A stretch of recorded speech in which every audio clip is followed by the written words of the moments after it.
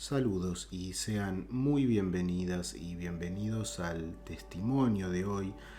Lo que vamos a conocer es un testimonio realmente muy revelador, interesantísimo, con características muy especiales además. Un suceso en el cual se da un encuentro que involucra a un pariente de quien vive la experiencia que ella no había llegado a conocer en vida, quien trae consigo un pedido desde el otro lado para hacer ciertas cosas que han quedado pendientes y que, bueno, todo esto comprueba finalmente que lo que ha vivido al otro lado de la vida física esta mujer es efectivamente real. Es una vivencia muy profunda, como es normal, que produce grandes cambios en ella y que incluso define luego su propio camino como persona en el mundo físico al desarrollarse ella a raíz de lo vivido en una determinada tarea, en una determinada área de estudio, debido a lo que tuvo que hacer al volver de la experiencia cercana a la muerte de la que fue protagonista. Así que pongamos entonces el relato en contexto para entender mejor todo lo que iremos viendo luego. Esta persona que vive los hechos, de nombre Trilla, tiene una serie de graves problemas durante la gestación de su tercer hijo, quien es llamado Joey, y lo que le ocurre a Trilla exactamente es que a los 7 meses de gestación del niño, ella desarrolla lo que se conoce como el síndrome HELP como la palabra en inglés, pero con doble L. Bueno, para describir un poco lo que esto significa, el síndrome HELP es una afección poco frecuente de la cual no se sabe exactamente las causas. Es una afección que se da en el embarazo, que pone en riesgo la vida. Básicamente provoca la descomposición de los glóbulos rojos de la sangre, causa también problemas hepáticos, sangrados internos y problemas de presión arterial. Generalmente se relaciona con la preeclampsia y con la eclampsia. Es muy frecuente que aparezca antes del parto, pero también se puede presentar después de este. Las siglas que forman la palabra que define a este síndrome, HELP con doble L, son las iniciales de los términos que definen los síntomas de este síndrome.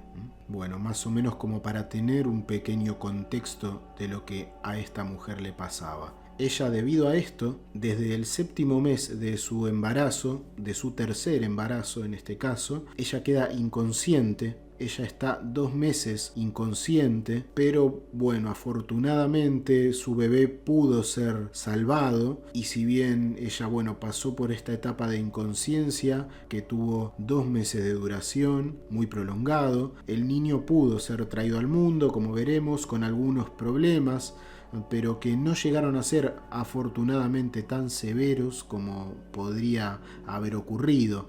De hecho, fue mucho más leve de lo esperado con el desarrollo del niño, quien fue, bueno, diagnosticado con una parálisis cerebral leve, que le ocasionó solo una dificultad al caminar y que no avanzó este problema más allá de los 5 años, afortunadamente, del niño. Bueno, sabiendo esto, sabiendo el contexto, vamos concretamente a la experiencia, qué es lo que Trilla ha vivido. Básicamente, al despertar, ella despierta, bueno, totalmente entubada, en una situación compleja, pero bueno, paso a paso ella fue saliendo de este problema y vuelve, digámoslo así, con el recuerdo de lo que sigue. Ella se recuerda en el tradicional túnel que se da en estas experiencias, con una luz al fondo, una luz que transmite un gran amor, una gran serenidad, un sentimiento de familiaridad muy grande, una luz que engloba un sentimiento de calidez. La gran mayoría de las veces se interpreta incluso como una luz de característica divina, si se quiere. Se identifica con con Dios, con el término de Dios, con el creador, con la fuente de todo. Así que mientras ella se acerca hacia esta luz, como suele pasar en gran parte de este tipo de experiencias,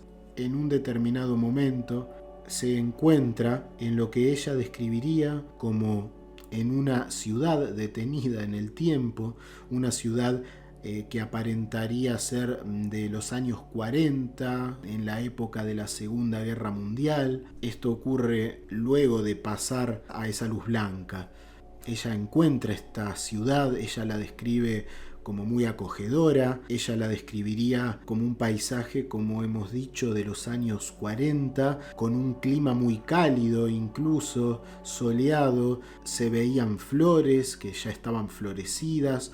Los colores en total de toda esta experiencia eran hermosos, y en ese ambiente donde también hay otras personas, hay gente que curiosamente a ella le da una especie de sensación de que la conocen, como si todos en realidad estuvieran vinculados, como también suele ocurrir en muchos casos, una sensación de que todos los seres están unidos en cierta forma, una familiaridad que lamentablemente en nuestro mundo no lo tenemos, una especie de conexión profunda espiritual. Pero entre este grupo grande de gente estamos hablando de una especie de ciudad, de otra época, de épocas pasadas de la Tierra. Ella, de pie, se encuentra con alguien, lo ve frente a ella, ve a una persona alta, joven, con un uniforme militar, un uniforme marrón, y automáticamente ella supo perfectamente quién era, a pesar de no haberlo conocido. Era, sin duda alguna para ella, su abuelo.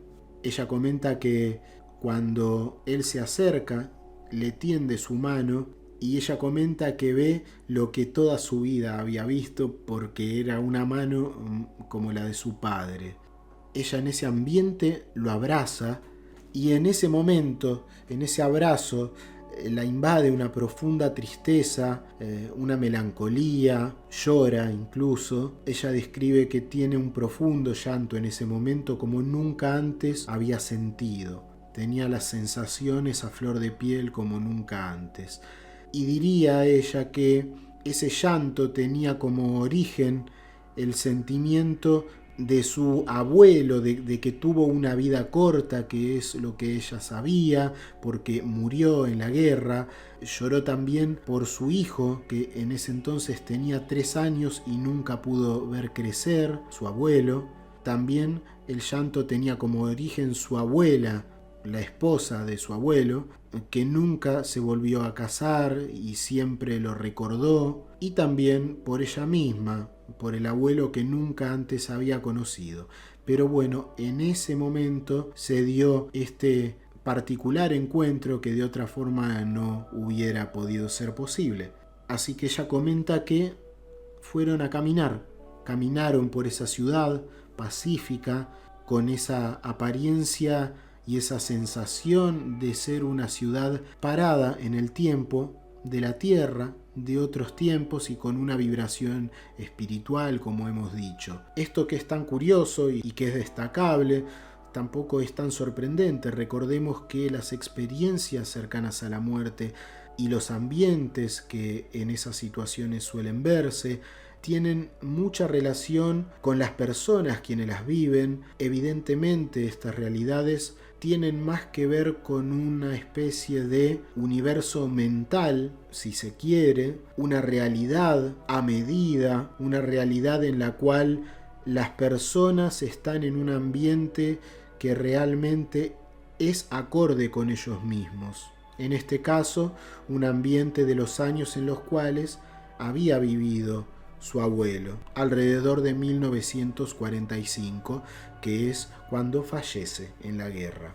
Bueno, Trilla comentaría que con su abuelo hablaban sobre el accidente de su avión durante la Segunda Guerra Mundial, en el que pierde la vida no solo él, sino otros soldados. Y en esa situación ella le comenta a su abuelo que su muerte fue algo que nunca se abordó, que nunca se trató, de lo que nunca se habló en tiempos de su infancia, que se sabía muy poco de lo que había ocurrido, y su abuelo le explicó que su abuela, o sea su mujer, lidió con su dolor por la pérdida en el año 1945, que le fue muy difícil, que era un tema que era muy duro para ella. Entonces, obviamente se puede entender que era normal, que era algo de lo que no se hablara, que fuera un tema que no se tocaba, una situación de pérdida muy difícil. Y como hemos dicho, su abuela nunca retomó ningún tipo de relación posterior a lo ocurrido. Entonces ella le dijo que había algo que la tenía mal internamente, y era el hecho de sentirse culpable por realmente no haberse nunca interesado por la vida de su abuelo. En ese momento sintió eso, porque en ese otro lado sintió el vínculo que los unía, que más allá de no haberse conocido, evidentemente ya existía a un nivel espiritual. Y eso le causaba un gran remordimiento en aquel momento, en ese tipo de situación, porque ella nunca se había preocupado por conocer cosas de él. Sin embargo, él lo tomó como algo natural. Dice ella que rió incluso, y que le dijo que él lo sabía. Le dijo que lo sabía, pero que ahora había llegado el tiempo. Así que estuvieron caminando por la ciudad y hablaron durante lo que a ella le pareció un muy largo tiempo. No había ninguna prisa, fue una agradable caminata pacífica en la cual el tiempo se extendía todo lo que debería extenderse sin ningún tipo de apuro. La situación que estaban viviendo era la que tenía prioridad y nada más importaba. Ella comentaría que mientras se daba la caminata, recuerda que se encuentra con otros hombres que habían muerto en combate, y allí es cuando su abuelo comenzó a insistir, y a través de la caminata se siguió dando este tema. Él insistiría una y otra vez sobre una cuestión, sobre el hecho de que era el tiempo que ella aclarase el tema del accidente de avión en el cual había muerto su abuelo, porque era un tema que había quedado sin resolver, con muchos puntos oscuros, y su abuelo le pidió esto, o más bien le dijo que era el momento indicado para resolver esta cuestión, como si todo tuviera sus tiempos y sus modos de desarrollo correctos. Bueno, ella en aquel momento supo que quería quedarse, tenía esa decisión, pero es algo que su abuelo evitó. La ciudad que hemos descrito tenía en su periferia una luz, que era esta misma luz a la cual ella se había dirigido a través del túnel, y hacia allí se dirigieron caminando. Al llegar a ese borde que cubría esta luz blanca, con un sentimiento muy especial de familiaridad, de bienestar, de amor, llegados a ese punto, ella supo que debería volver. Su abuelo no podía continuar más allá de ese punto, y ella sabía que iba a volver al cruzar esta luz que estaba periférica a la ciudad antes dicha. Así que fue claro para ella que había llegado el momento en que debía dejar nuevamente a su abuelo. Así que se encaminó hacia la luz nuevamente, y su abuelo le dio un abrazo que ella incluso sintió como totalmente real, como toda la experiencia, que como siempre ocurre esto, de que es incluso más real que la realidad física. Como ya hemos dicho, tal vez en otros momentos se da un fenómeno de que la persona siente que esa realidad es la realidad verdadera, y que la nuestra es algo así como una realidad secundaria, una copia, una mala copia, una copia incompleta de lo que es esa plenitud que se da al otro lado de la vida física. Incluso ella describe que en el abrazo siente que con su mano le toca una medalla que tenía en su chaqueta, en su uniforme, con el cual se materializa ante ella, Y así que bueno, ella comenta que se siente desgarrada internamente por la sensación de separación, tanto de ese lugar tan hermoso como de su abuelo. Pero la reconfortan las palabras de él, que le dice: te amo y estaré aquí cuando estés lista. No ahora, pues te queda mucho por hacer. En ese momento ella le pregunta también por su hijo, que estaba por traer al mundo, y él le dice que fuera fuerte, que debería ser fuerte, que Joey, que así se llamaría el niño, tendría un pequeño problema, pero que todo se iría arreglando. Así que se abrazaron nuevamente y ella comenta que vuelve hacia esa luz cálida. Lo siguiente que ella recuerda es que se ve a sí misma en la cama, despertando, llena de tubos y con una enfermera a su lado. Bueno, ese sería el final de esa vivencia, pero hay que aclarar lo que sigue. Su abuelo, en cierto momento, como recordaremos, le pide que debe aclarar, o le dice que es el momento indicado para aclarar la situación del accidente de avión en el cual él muere. El accidente no solo acaba con la vida de su abuelo en la guerra, sino que también acaba con la vida de la tripulación en la cual él estaba o formaba parte. Ella se embarca en una investigación sobre todo esto, la que lleva a que obtenga ella un informe de accidentes del Ejército del Aire, un informe que consta de 40 páginas y que a la mayoría de la tripulación nunca se les dijo cómo se produjo el accidente. Las familias no estaban informadas de todo esto.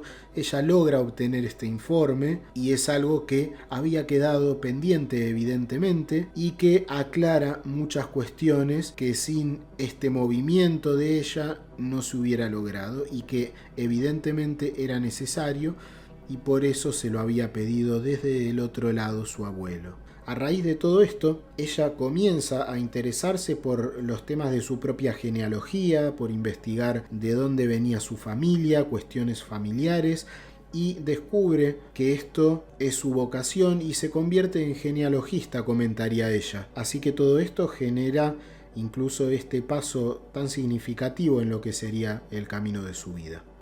Bueno, así que hasta aquí el relato, que realmente creo que nos deja muchas cosas para pensar y para reflexionar. Sin duda es algo muy especial este caso, y quedará en cada uno, por supuesto, el valorar los diferentes puntos que hemos tenido la suerte de poder compartir. Así que, como siempre, recomendarte que pienses en si lo consideras como algo positivo, lo que has conocido hoy, que pienses en la posibilidad de suscribirte, que esto es totalmente gratuito y es solo un clic y ayuda a la difusión del material que hay en el canal, así como también pienses en dar un me gusta, que esto también influye en las posibilidades de que la plataforma comparta este material y lo haga llegar a más gente. Así que si crees que esto es positivo, sería bueno que des un me gusta. Y por supuesto recuerdes que puedes comentar abajo para cortar este límite de simplemente que sea un video en el cual alguien te habla y tú simplemente escuchas. Recuerda que puedes participar, puedes dar tu opinión o lo que creas necesario,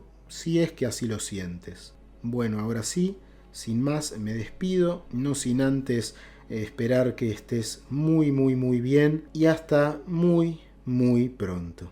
Un abrazo.